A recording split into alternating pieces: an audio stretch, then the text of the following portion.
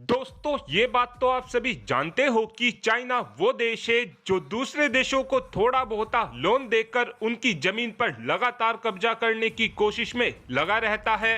और जो पाकिस्तान ने हमारे पीओके पर कब्जा कर रखा है, उस जमीन को भी चाइना कब्जाने की कोशिश में लगातार लगा हुआ है।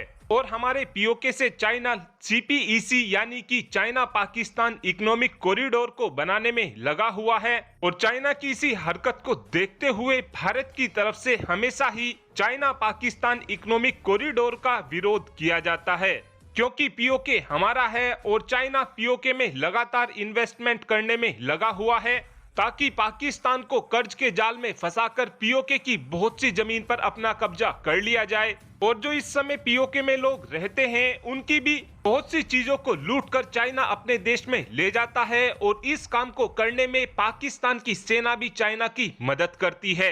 लेकिन अब चाइना और पाकिस्तान की इन्हीं सब हरकतों को देखते हुए पीओके में रहने वाले लोगों ने भी हथियार उठा लिए हैं और चाइना और पाकिस्तान की सेना की लगातार कमर तोड़नी शुरू कर दी है। जिस कारण जो चाइना और पाकिस्तान का ड्रीम प्रोजेक्ट है, जिसको चाइना पाकिस्तान इकोनॉमिक कॉरिडोर के नाम से जाना जाता है, अब ये भी खतरे में आ चुका है, क्योंकि बलूच लिबरेशन आर्मी ने पहले ही चाइना के इंजीनियरों को ठोकना शुरू कर दिया है।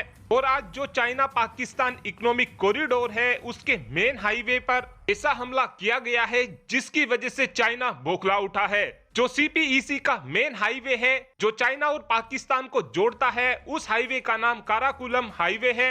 इसी हाईवे पर आज एक जोरदार हमला किया गया है। इस हमले को अंजाम अज्ञात बंदूकधारियों ने दिया है और इस हमले की वजह से पाकिस्तान की सेना के साथ साथ 10 और लोगों की जान चली गई है। इसी बात को देखते हुए पाकिस्तान का अब्बू यानी कि चाइना पूरी तरीके से बौखला चुका है, क्योंकि अब से कुछ ही दिनों पहले बलूच लिबरेशन आर्मी ने चाइना को धमकी देते हुए कहा था कि 90 दिन के अंदर अंदर हमारी जमीन को छोड़ना शुरू कर दो, नहीं तो हम तुम्हारे ऊपर ऐसे हमले करेंगे जो तुमसे बर्दाश्त भी नहीं होंगे।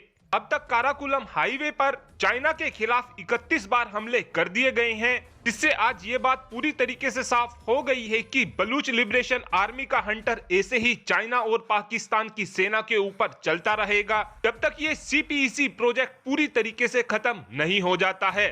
और अब आप ही कमेंट कर बता सकते हैं कि क्या चाइना और पाकिस्तान के साथ ये सब कुछ सही हो रहा है, हाँ या फिर ना। इस बात का आंसर आप कमेंट बॉक्स में दे सकते हैं। Thanks for watching this video. Have a good day.